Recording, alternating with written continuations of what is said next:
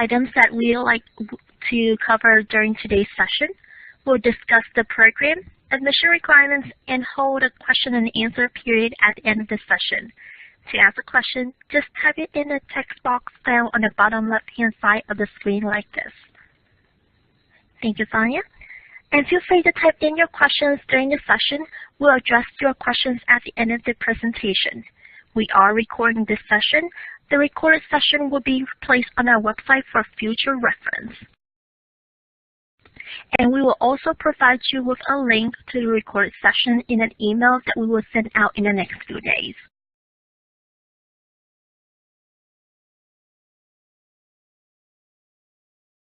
And now I'd like to transition over to Dr. Jackson to go over the program overview. Thank you so much, Stan. And again, it's always exciting for us to have an opportunity to talk to prospective MSW students about our wonderful MSW program here at the University of Alabama. As many of you know, I'm sure you've done research, we're a top 50 School of Social Work, and we're really proud of that national ranking, and there are hundreds of schools of social work around the country, so we're really proud of the hard work of our faculty and staff. We have, tonight we're going to talk about our primarily online program with you and our partnership that we have with our College of Continuing Studies. You have the opportunity to become a part of one of two course options or two program options here in our MSW program.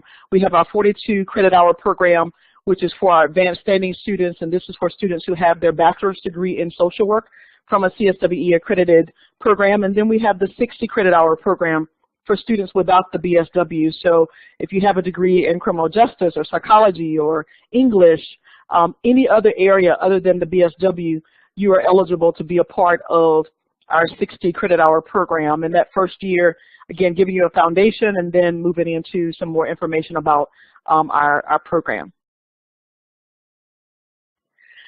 And so one of the things that's really unique about our MSW program that's primarily online is our students have an opportunity to participate in skills labs. So the majority of your courses will take place in an asynchronous way, and meaning that you don't have to show up at a certain time or at a certain place. You're able to do your coursework as it fits with your schedule.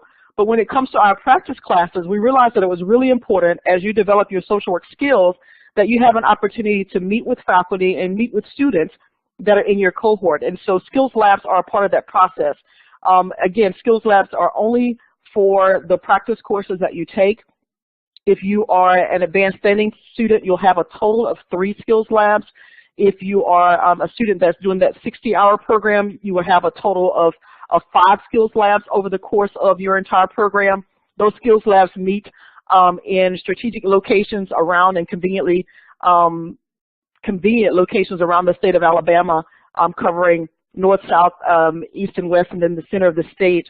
And then we also have labs that we newly formed that are also offered in Atlanta, Georgia, and Jackson, Mississippi.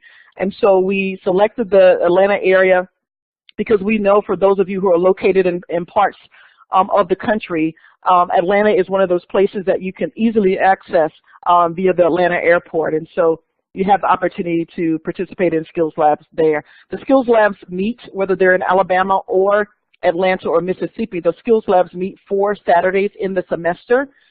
Those labs meet, one lab is held from 8 to 12 noon. A second lab, if you have a second course, that second lab is held from 1 to 5 in the afternoon. The major difference between the labs is for those who would have labs in Atlanta and Jackson, Mississippi, we have a new model that we've been piloting and working on, that you have an opportunity to attend 2 face-to-face labs, physically come into Atlanta or Jackson, Mississippi, and then 2 labs will be held virtually. So you're able to be at home or anywhere where you have internet connection to attend 2 of those labs.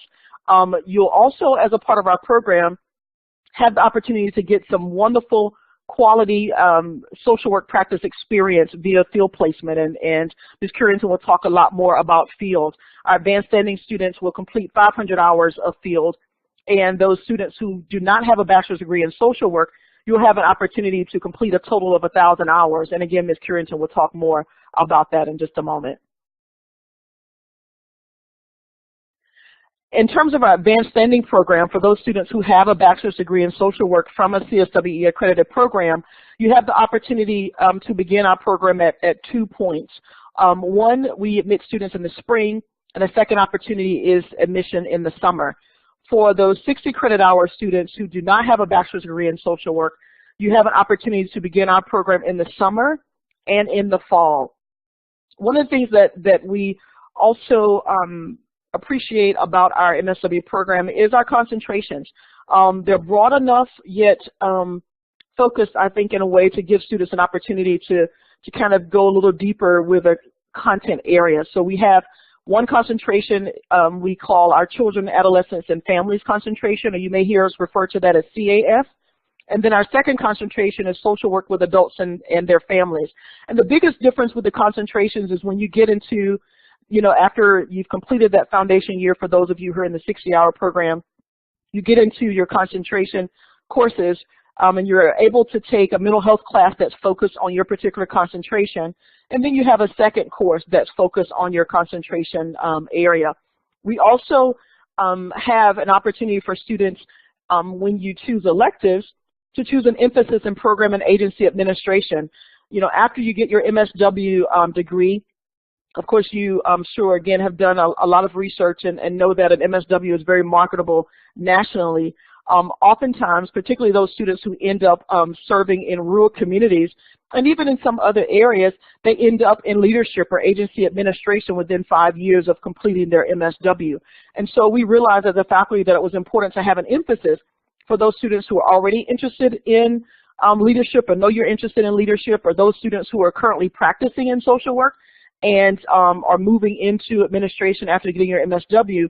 You have 2 courses where you're able to get some additional leadership and program and administration type training, and I believe there's some grant writing content in those courses as well. So it's the emphasis, again, it's not required, but it's something for students who are interested in having that additional opportunity within the course. And when it comes to field experience, you're able to have conversations with the field office about having a placement that may give you more opportunities to do some leadership and program and agency administration kinds of things. So now Ms. Allison Currington, our wonderful Director of Field, is going to talk to you about field education placement opportunities and go a little deeper in that area. So, Allison? Thank you, Sebrena. So Dr. Jackson has talked just a bit about the different types of programs you can apply for, whether that's our advanced standing program or our 60 credit hour program. For advanced standing students, you are required to complete a field course for a total of 500 clock hours. It's a 9 credit hour course that happens in the spring semester of your concentration coursework. And if you're a 60-hour credit hour student, you will complete 2 500-hour field education placements, one in the spring of the foundation year and one in the spring of the concentration year. For distance learning students, we work to place you in the area that you're located. We have an extensive application process that we start very early so that we can begin gathering information about your specific needs, your specific interest, and we work with you to find something that is a combination of trying to meet those specific needs, but also ultimately to get you an educationally sound placement as well. Next slide, please. So typically our placements are scheduled for 4 full 8-hour days each week during regular business hours for a total of 500 hours. We do a block placement. However, you can request what's called an extended, we also call that a variable hour field placement, which would allow you to do a minimum of around 16 to 20 hours per week for the spring semester, and then also move into the summer semester doing that. So you would do your placement in 2 semesters. One of the questions that students usually have is, can I do my placement on weekends and evenings? And most of our agencies in our area, and I'm considering our area in the southeast rural areas, although this is a nationwide issue, are not available in the evenings and on weekends to accommodate students for 20 or 40 hours a week. So we typically don't place on the variable of weekend or evening placements. However, once you interview with an agency, if they do offer services that you would meet your competencies, you can apply for what we call an alternative waiver, so that you can waive the business day hours, but that would have to meet all the requirements and qualifications. We also have an opportunity for students to apply for the Washington, D.C. internship program in their second year, or if they're advanced standing. We have been in Washington, D.C. for 40 years taking students. We have a faculty member who is over those programs, Ms. Carol Phelps. It's a competitive application process, and you are placed in D.C. and you do your placement there. You also take your policy course, which is Social Work 501, while you're in D.C., and she teaches that course as well. It is a wonderful opportunity to receive structured leadership, and it has a professional development component. There are opportunities for both direct practice field placements as well as macro or policy field placements. We have students who have been placed at Walter Reed Medical Facility, the National Institute of Health. We also have students who have been placed in Representative Terry Sewell's office, who is a representative for the state of Alabama, Representative Martha Roby's office. So we have a wide variety of opportunities in D.C., and it's an excellent experience. We also have the opportunity for advanced standing students, or when you're in your second year placement for 60-hour credit students, we have opportunity to apply for international placement. And that would also happen in the spring, and you would work with our international field placement person, who is Dr. Deborah Nelson Gardell, to facilitate that process. We've had students in Ghana and South Korea, Mexico. We're having students who will be able to go to London this next semester. So we have wonderful opportunities there as well. So as you can see, field is a wonderful time to really begin to practice what you've learned in the classroom and connect that to the practice world. And it's a time that you have great supervision to do that, and the field office will support you in moving through that process.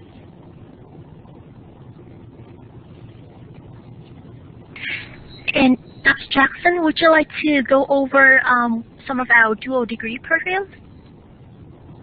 Yes, thank you, Dan. One of the highlights, I think, of the many, and again, I say that because I think we have a great program, but our MSW MPH program presents a unique opportunity, especially for our distance students. It's a partnership with the University of Alabama Birmingham campus, which is a part of our university system. And both as a distance student, you're able to do this dual degree program or coordinated program as a distance student. MSW and MPH courses can be taken online. The program is generally completed in 2 academic years plus 2 summers. The University of Alabama Birmingham does require that they require a GRE score.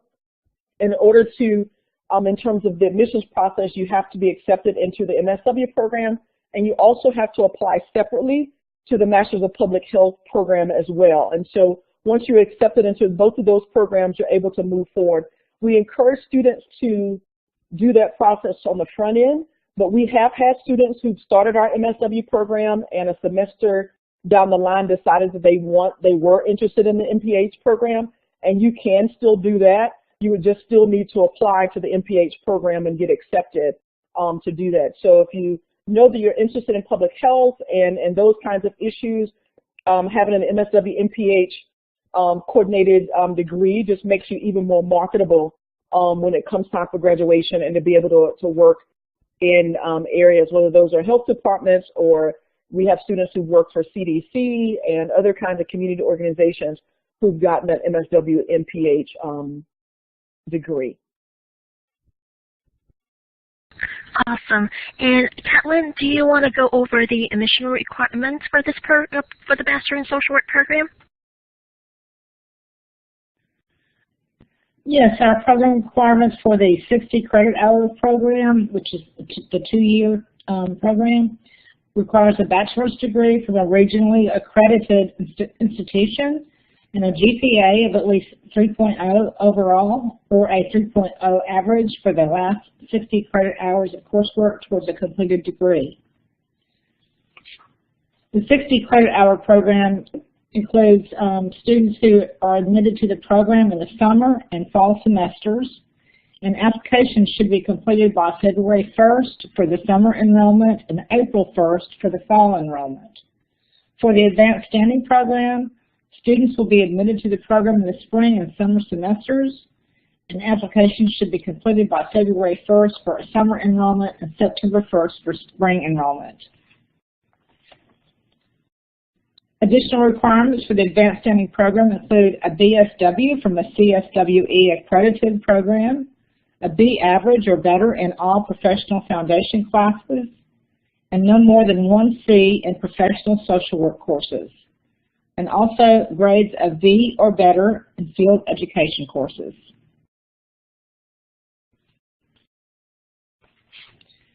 Conditional admission requires a 2.5 overall GPA, a score at the 50th percentile or higher on the Miller Analogy Test, the MAT, or a score of at least 300 on the GRE. The analytical writing section of the GRE will be evaluated in light of the admission committee's assessment of the statement of purpose and the professional awareness statement.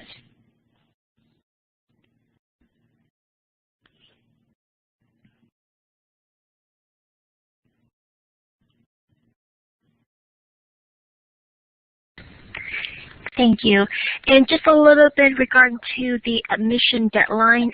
Again, for the 60 credit hours program, students would need to submit the application and all the supporting documents by or before February 1st for summer enrollment and by or before April 1st for fall enrollment. For the advanced standing, this program will start in the spring and the summer semester. For the spring enrollment, students will need to submit the will need to submit the application and supporting document by September 1st.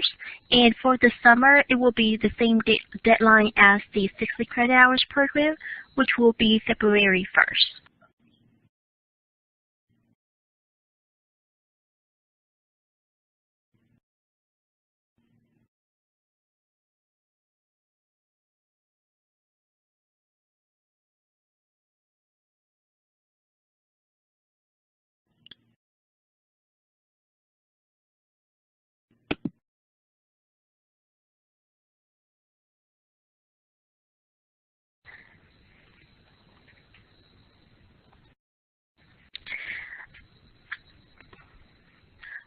Distance learning students pay a flat hourly tuition rate regardless of residency, and this rate does not include any applicable course fee or books.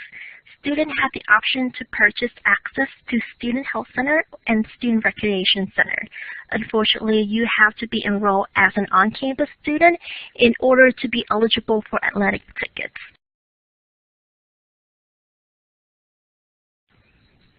The College of Continuing Studies offers scholarships to students who are enrolled in Bama by Distance degree programs. To apply for our scholarships, you must first be admitted to the university.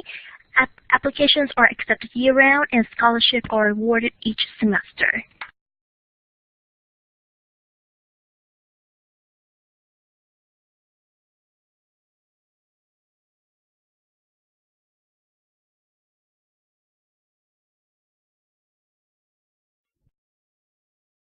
There's a pause there. Fan, did we lose you? Can you hear me now? Yes, we can hear you now. I'm sorry about that. I'll just go over a little bit about the resources that we do offer for distance learning students. So you have the same resources as a distance learning student, you have the same resources the same as on-campus student, and that means that you are eligible to apply for federal financial aid. Students eligible for military educational assistance may use their educational benefits here at the University of Alabama. Distance learners have access to all university library resources, and that would include access to scholarly databases, assistance with writing and citation, tools and tips for research, and the interlibrary loan program. In the next few days, you will receive an email with information that include important website addresses, resources, and contact information, as well as link to the recorded session.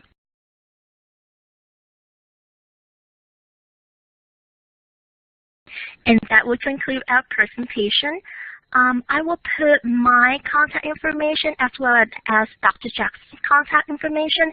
If you have any further questions after the session, feel free to contact us.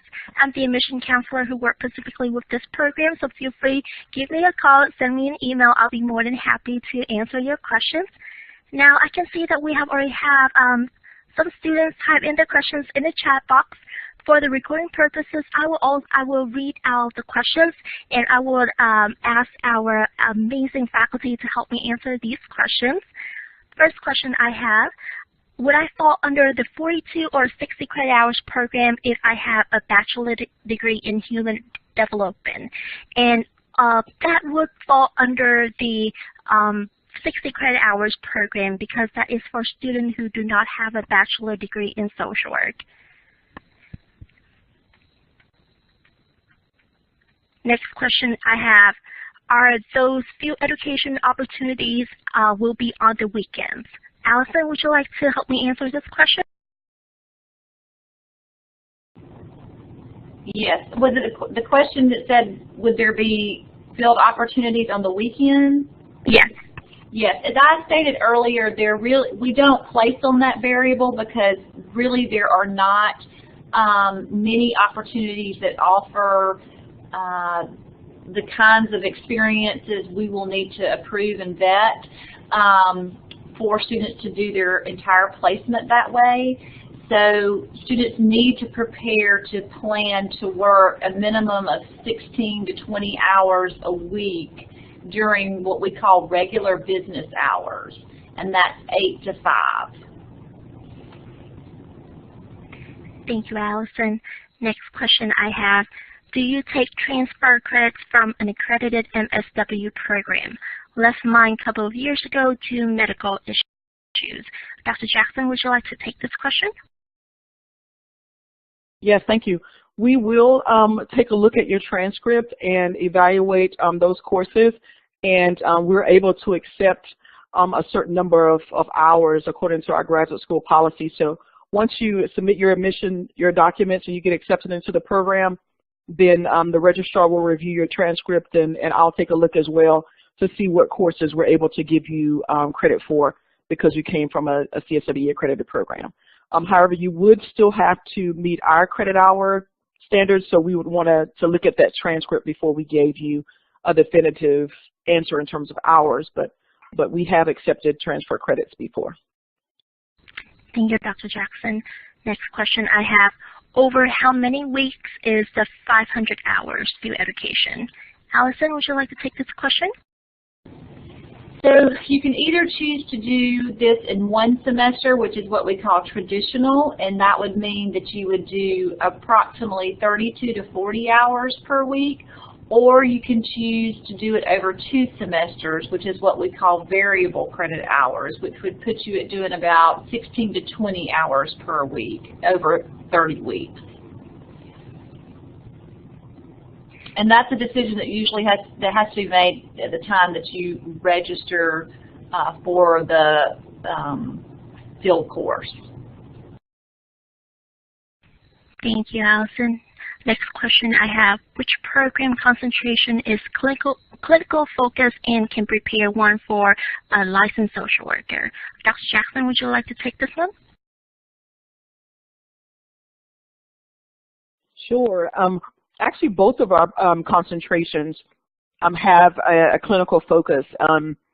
there are some programs that have a macro focus versus clinical, but both of our concentrations, because you're taking a mental health class for each of the concentrations, and you also have other clinical content and other courses, our students are prepared to take that first level of licensure, and then later on, depending on the state that you're in, you're able to then move forward to take that clinical license as well.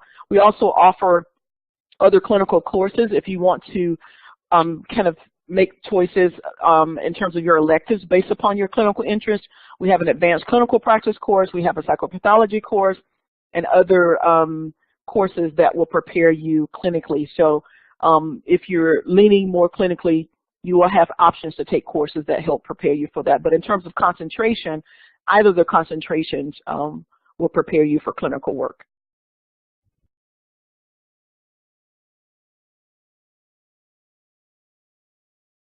Thank you, Dr. Jackson. Next question I have. So for those of us that work full-time and do not have a day off, I would need to do the extended field education. Allison, would you like to take this question? So if you're working full-time, yes, we recommend that you think about the extended or variable option. It's important as you're thinking about entering this program to begin to talk with your job, your full-time employment, about having some time off. Because again, you're going to need to be able to be available during the work week while social service agencies are structured around usually normal business hours and usually normal business weeks. Now there are some social service agencies that may be open, at alternative hours, but they don't always want to take students depending on supervision and depending on what they have to offer as far as meeting the learning objectives. So what we tell students in planning for this program is to be prepared to do a minimum of 16 to 20 hours during normal business hours and business days. Thank you, Allison. Next question I have, Samantha, she's interested in the dual program MSW and JD. Dr. Jackson, would you like to go just a little bit over this dual program option? Sure. The MSW JD program will require that students are on campus as campus students, because our law school does not, at the University of Alabama, does not have distance courses. And so you would need to be on campus as a campus student if you're interested in doing the MSW JD program. It is a great opportunity. It's a wonderful combination in terms of the content that you will learn in the MSW program, as well as in the law school, to prepare you for a number of great opportunities in the field of law and social work. But again, the law school would require that you're on campus and that all of your courses are offered on campus. Thank you, Dr. Jackson. Next question I have, do you have to report to campus during your field placement time frame? Typically, no, for the distance learning students, there's no requirements to come to the Tuscaloosa campus. It's just a requirement to go to your agency in the geographic location that we've placed you in, which is typically where you live or within a 60-mile radius to that. Thank you, Allison. Next question is also for you. How long is the Washington, D.C. internship program? Is it a semester long? Yes, that's a good question. The Washington, D.C. internship is a semester-long program in the spring, so it's 15 weeks. So that is not a variable or extended placement option. It is the 15 weeks. I will also say that one of the things that our program offers is if you choose to come to Alabama, is you can also apply for what we call the Washington, D.C. Fly-In, which is a 2-day intensive policy and advocacy experience that can enhance the field placement that you are in if that's not the DC program. Thank you, Allison. Next question I have, on average, how many courses does the advanced standing student have to take each semester? Dr. Jackson or Kathleen, would either one of you like to take this one? Sure. On average, our advanced English students take 4 classes a semester. But you do have the option if you decide not to be a full-time student. We do have a part-time plan, which allows students to take 2 courses each semester. So you would have a conversation with your academic advisor, whose name is Morian Seiler, and he would work with you to make the decision about the full-time plan versus our part-time plan. But again, full-time students generally take 4 courses per semester. Part-time students have to take at least 2 classes each semester. Thank you, Dr. Jackson. And I have also included the link to our website that does post the curriculum schedule for the Advanced Standing program.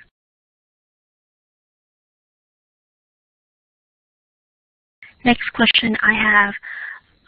So is it possible that, because I am considering transferring credits at 9, so I already have, so my understanding is that the students have already around 9 credit hours at the accredited Master of Social Work program, and wanting to look forward to find out if our school have a similar parameter. And Sandra, I might not understand your question correctly, so if you don't mind, just clarify your question a little bit more down in the chat box. I'll be more than happy to read it out loud, and Dr. Jackson and our amazing faculty would answer that question. Next question I have, what if you are not able to travel to Washington, D.C. because of a disability? Allison, would you like to take this question? We offer placements, we'll offer field placements in the geographic location. So the DC program is just one of our unique programs you can apply for, but if that doesn't work, if that's not something you can do or is not available for you, then we can certainly place you in your geographic location. Thank you, Allison. Next question I have taken the GRE before, but it has been 8 years. Do I need to take another one? Heather, yes, you need to take another one. We only accept GRE test scores that are 5 or less than 5 years old.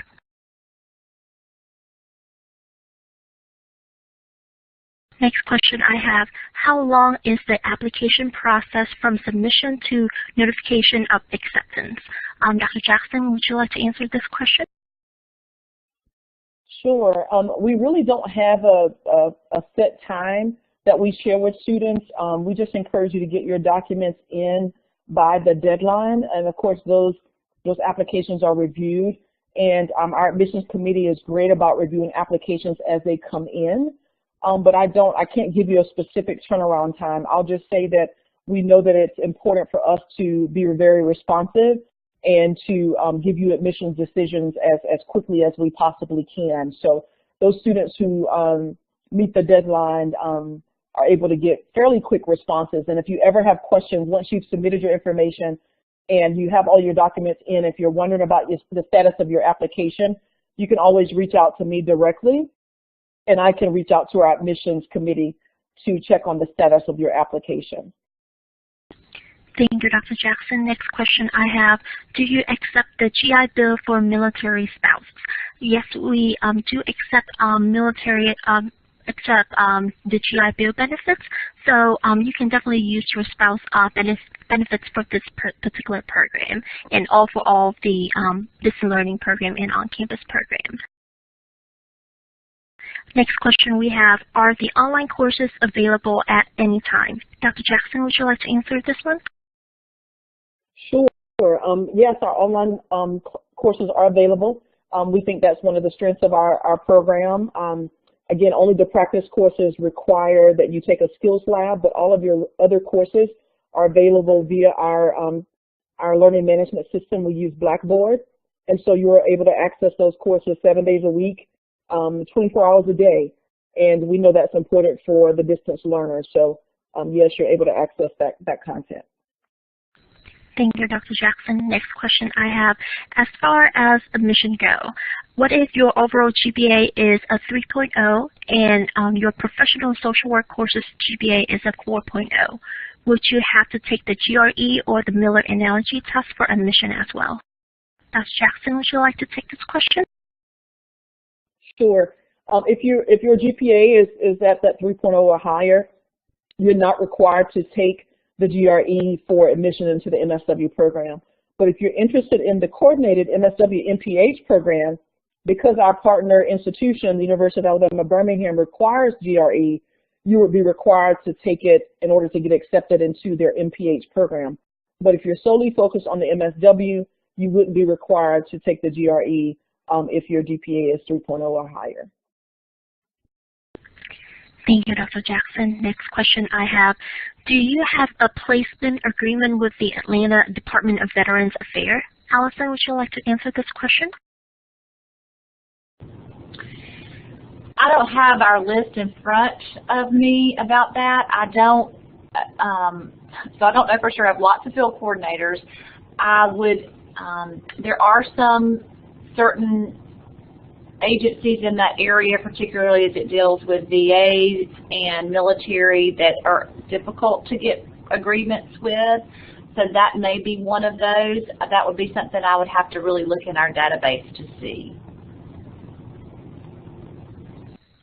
And next question I have is also regarding to the field placement sites in Nashville, Tennessee area.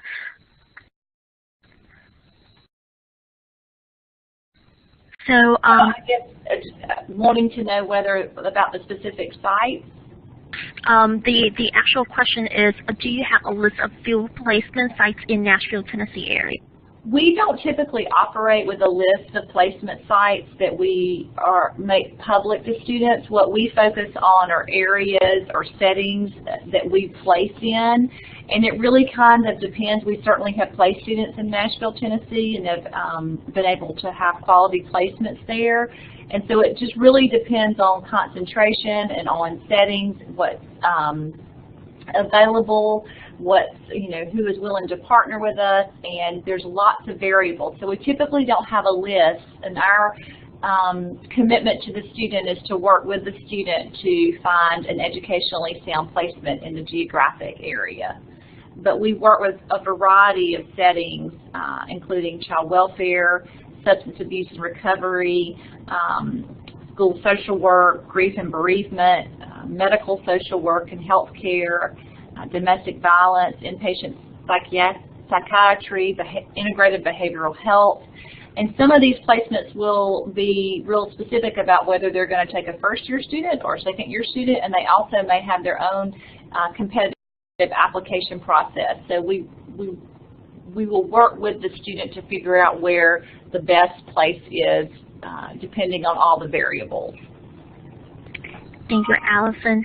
Next question I have: what is the acceptance percentage rate for the Master's Social Work program? Dr. Jackson, would you like to answer this question? Sure. And I really don't know the acceptance rate just kind of off the top of my head. I can say our program is really competitive, particularly the distance program. As you can imagine, we get a number of applications, but I don't have an accurate acceptance rate that I feel comfortable saying, with assurance.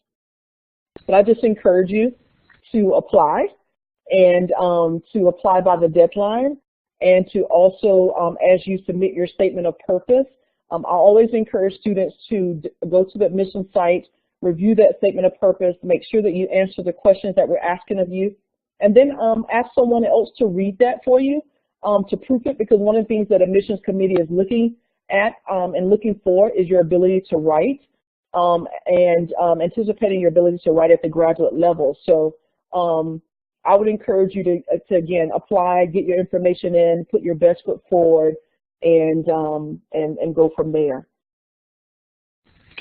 Thank you, Dr. Jackson. Next question I have: I heard you said that skill labs are available in Atlanta and Jackson, Mississippi. Are there any skill labs available in Alabama? Dr. Jackson, would you like to?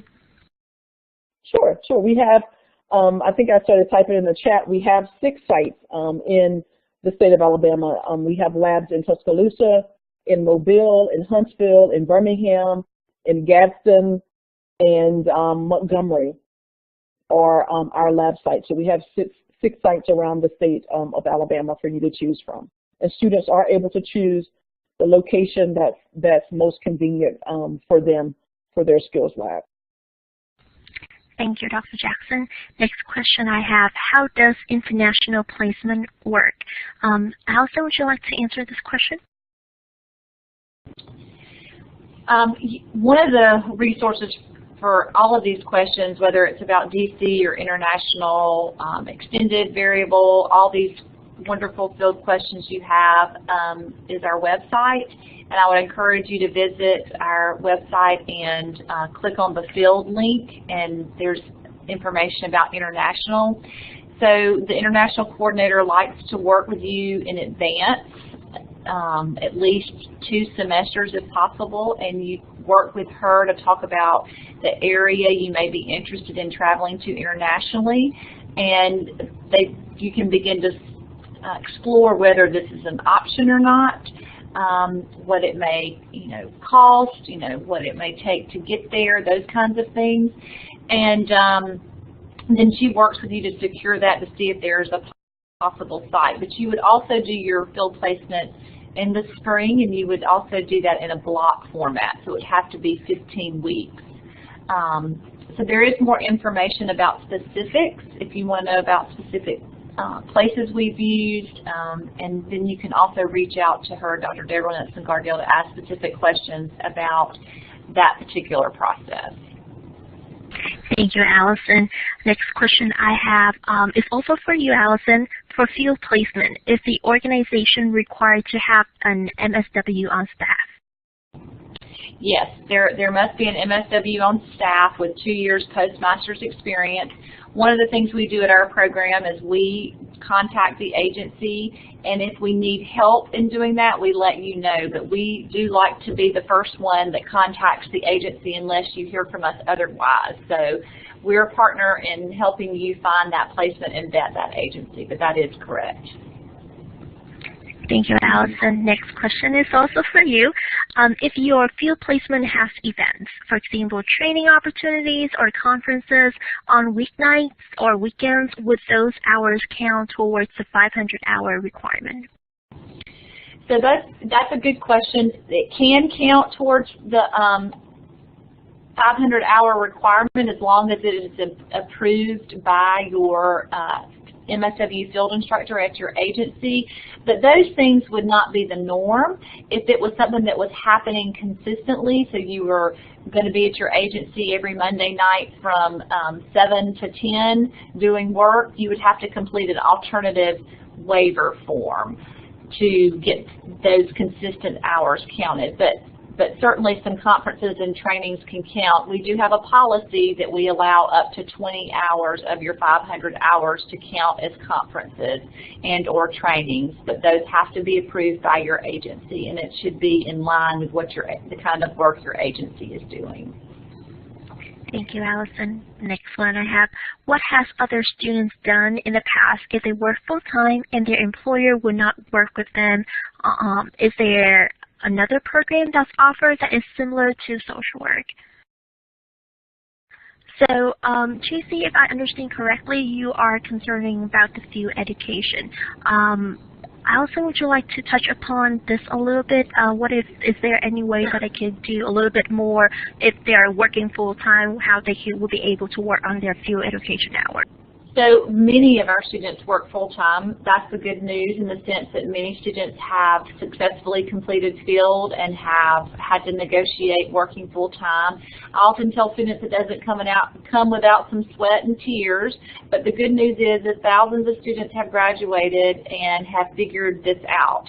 So some of the things that students do is, of course, they begin to negotiate now with their employers instead of trying to find or make the field opportunity be something that it can't be, like evenings and weekends. They work with their employment to see if they can do evening and weekend work or make up work during the evening and weekend for their place of employment. Also, we have the opportunity, if you're in a social service agency, to apply for what's called a work site placement. And you can apply for this one of your 2 placements.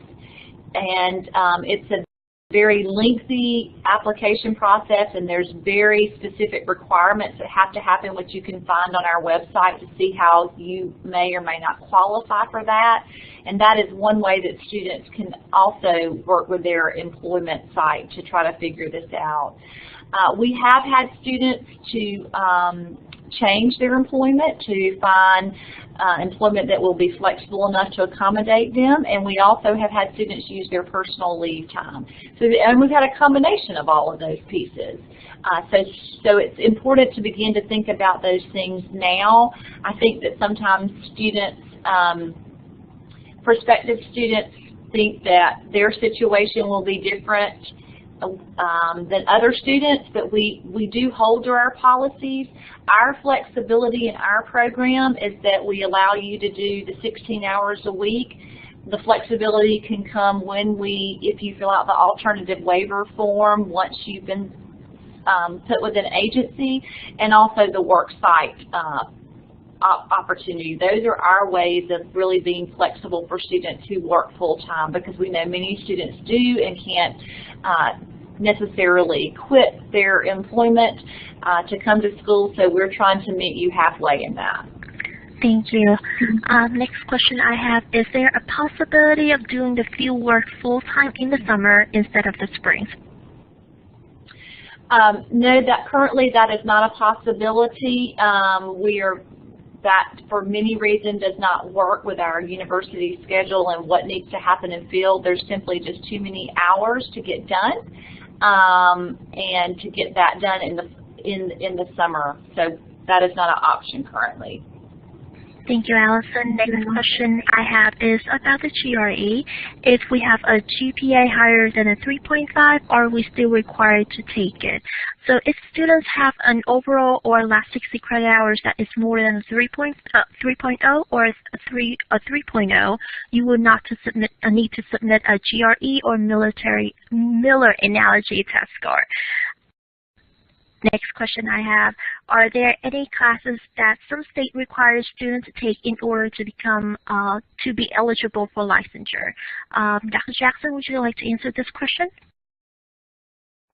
Sure. I'll first say it's really important that you're able to go to your licensure board in your state to really be clear about the state's requirements, because it really varies from state to state in terms of what the licensure boards require. I will say that yes, there are states that want you to have some specific courses. They will request a copy of your transcript to verify that you've taken those courses. I know many states do want you to have psychopathology on your transcript prior to applying for your license. And so that will be one course that many states are definitely looking for and wanting students to take. But again, I would really encourage you to look at your Secretary of State's page, specifically the licensure board in your state, to learn about the requirements and the courses that they want to make sure that you have prior to applying for license. And we're happy to work with you on that as you're accepted into our program. Thank you, Dr. Jackson. Next question I have, do you ever place students in a hospital settings for internship? Allison, would you like to take this one? Yes, we do place students in hospital settings. Next question I have is from Rachel. Where can I find all the information needed for the application process? And I can see that Dr. Jackson did include a link to the admission page. And Rachel, what I can do is, if you don't mind, providing me with your email address in the chat box, I'll be more than happy to send you the list of the required documents and also direction on how to complete them. Next question I have, is it possible to complete your field placement at your place of employment if they are compatible? Allison, I know that you touched base a little bit about this one, but is there anything else you'd like to add on a little bit more? Yeah, that is an option. Like I said before, I think the best thing to do is visit our website. I have very specific tips for negotiating worksite placements laid out there, and also a sample of the worksite application. There's several things that have to be in place, and they're laid out on those. And I would suggest that any of you that are working in a social service agency that could be considered a worksite placement to begin thinking about those requirements now, and those are laid out for you there on the website. Thank you, Allison. Next question I have is also for you. Is working for Mississippi Crisis Hotline be considered for a field placement program? So we really have to vet that. If you're asking for a worksite placement, that's not something that we can do without looking at the application that requires. And again, I would tell you to go look at our website to look at the requirements that have to be in place for us to even begin to have that as an option. For example, there has to be an MSW on site with 2 years postmaster's experience. You have to lay out a plan of how you're going to do your field work that's different from how you're employed, and there's several things that have to be in place, and that's not something I can say yes, that would work tonight, but it is something we would look at and we have done before for multiple social service agencies. Thank you, Allison. Next question I have is about a student who have already submitted an application and want to have not completed the application and want to know if they will be able to restart the application process. So I did send you a private chat message. If you could just provide me with your campus.y identification number, I'll be more than happy to help you with the process. Next question I have, how many letters of recommendations are required if you have above a 300 on the GRE and above a 3.0 on the GPA? Dr. Jackson, would you like to take this one? Sure. 3 letters of recommendation are required, regardless of your GPA and the GRE score. So every student has to submit that minimum of 3 required letters of recommendation. Thank you, Dr. Jackson. Next question I have, if my GPA is below a 3.0, is it still possible to get accepted? And if so, would I need to take the GRE? And for students who do not meet the standard admission requirement, you can still apply for conditional admission, and that will be at least a 3.5 overall on the GPA, and also a 300 on the GRE, or at least a 50th percentile on the Miller Analogy Test.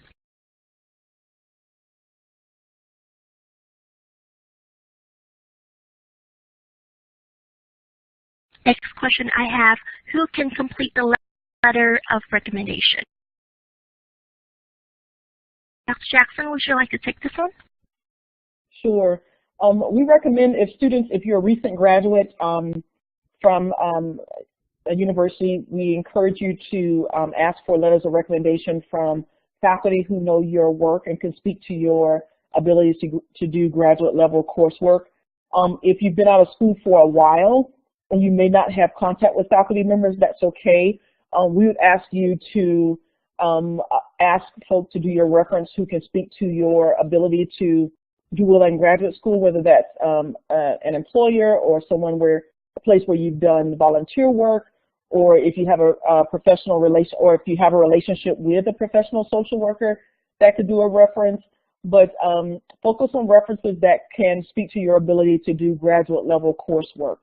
That would be important that that's covered in a reference letter from whomever you choose to get the letter from. Thank you, Dr. Jackson. And I can see that we don't have any more students type in their questions as of right now. I'll just wait for another couple of minutes because I really do want to be mindful of everybody's time. If you have questions, feel free to type it in the chat box, and we'll be more than happy to answer those questions for you.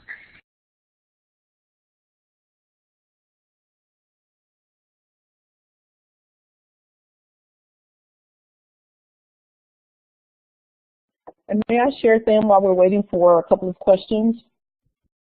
Absolutely. Yeah, I just wanted to say to those who are considering the distance program that, you know, we have a couple of opportunities that we love for our students to come to campus. And that is for, once you're accepted, we invite all of our students in the campus and distance program to come together at orientation, which is held on campus in Tuscaloosa. And we also invite you to come back for graduation. And I always tell students that those are my two favorite times of the year in the program, when I meet you at orientation, and then when I have an opportunity to congratulate you at graduation. So we definitely look forward to having that opportunity with some of you here on the call tonight. Thank you, Dr. Jackson. Next question I have. So whether the MSW program is online or on campus, there is still no GA-TA program. That's correct. Our MSW program, unfortunately, right now doesn't have graduate assistant or teaching assistant positions. Those positions are for students who are in our PhD program. However, we do have opportunities for students who meet our admissions deadline. You are considered for internal School of Social Work scholarships. The graduate school at the university level also has a limited amount of graduate fellowships. And if you're interested in those, I'd encourage you to take a look at the website and or reach out to me, and I'm happy to give you more information about the graduate school university level fellowships. Those require a nomination from me as program director. So I'd be happy to have conversations with you about those fellowship opportunities. Thank you, Dr. Jackson. Next question I have, can you give a broad overview of where the majority of your graduates are employed after graduation? Dr. Jackson, would you like to take this one? Wow, that's a great question. And we literally have graduates employed, of course, all over the country, but in social service agencies. You know, most social service agencies that you can think of in terms of child welfare, in mental health. We have graduates that are employed in the criminal justice system. They're employed in private agencies, government agencies, nonprofit agencies. Our graduates are employed all over in a variety of social work settings. They're in hospitals. They're in working for hospices. They're and you know, they just span the gamut. We have some that are working in higher education on college campuses. You know, again, our graduates are working in a variety of social service type settings as professional social workers. Thank you, Dr. Jackson. Next question I have, if we have an idea of some few placement sites we are interested in, can we submit those to the School of Social Work as option for consideration? Allison, would you like to answer this question? Yes, in our application process, there is an area that if you have some ideas of a specific agency, you can submit that for consideration. You know, we don't make any guarantees because there's so many variables that have to go into place placing a student, but we certainly will explore those. And there's a certain place to put that in your application, field application.